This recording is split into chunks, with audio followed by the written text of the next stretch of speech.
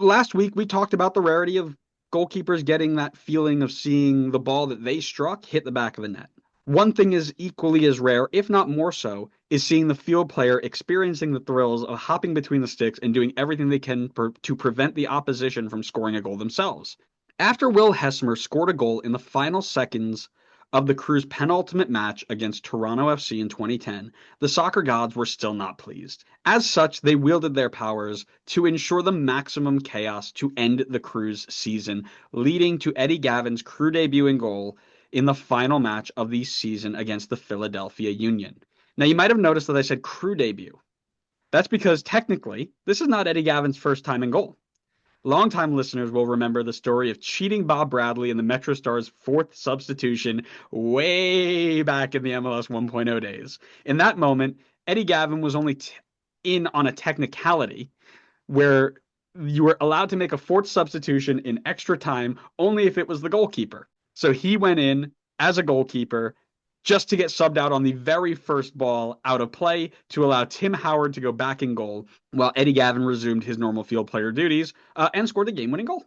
However, in this moment, he would not get the chance to do that, so let's start at the beginning. On October 24th, 2010, the Columbus Crew were wrapping up their season against the newly formed Philadelphia Union. In this match, while playoff seeding had already been decided, the race for the top of the East was on. If Crew picked up 3 points and Red Bull dropped any of them, they would take home the number 1 spot and theoretically an easier path to MLS Cup.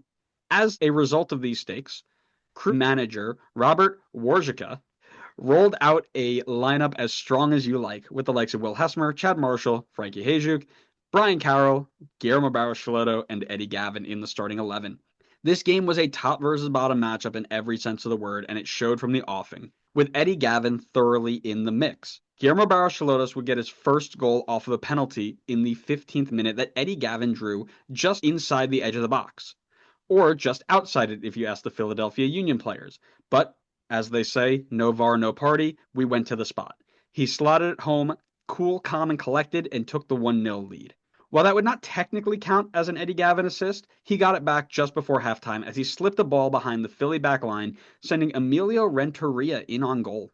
He blasted the ball past a charging Chris Seitz to double the Crew's lead before running over the sideline, removing his boot, and pretending to take a phone call before hanging it up on the flag. Some say the celebration was more entertaining than the goal itself, but I guess it depends on who you ask. Andres Mendoza would add an insurance goal to make it 3-0 with 10 minutes to play, and then things would get interesting, because in the 85th minute, a ball would be floated into the box, which Will Hesmer would attempt to claim in a challenge with Union center back Danny Califf. Califf would go in a bit stronger than you'd like and left Hesmer in a heap. After the training staff checked on him, it was determined that Hesmer had broken his collarbone and of course would not be able to continue. The problem was, the Crew had used their last sub 5 minutes earlier to remove Andy Iro and enter Eric Brunner. With no subs remaining and a goalkeeper who could not continue, someone needed to play hero. Cue up Eddie Gaven once again, assuming the role of stand-in goalkeeper. And a sight that made the stadium almost burst into laughter.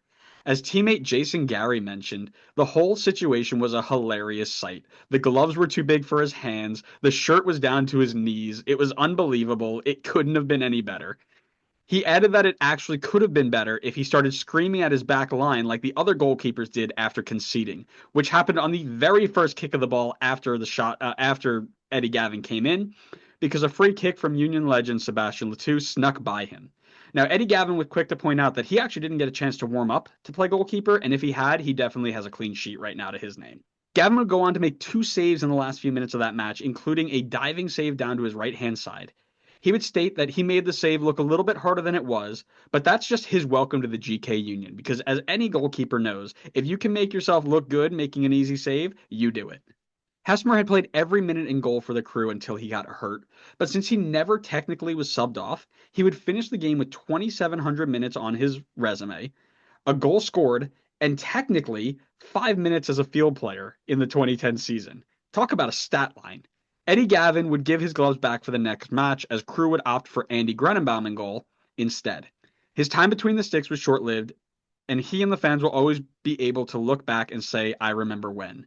However, without Hesmer, the Crew would go on to lose in the first round of the 2010 playoffs to the Colorado Rapids. who had themselves a decent run in the 2010 playoffs, one we might talk about later.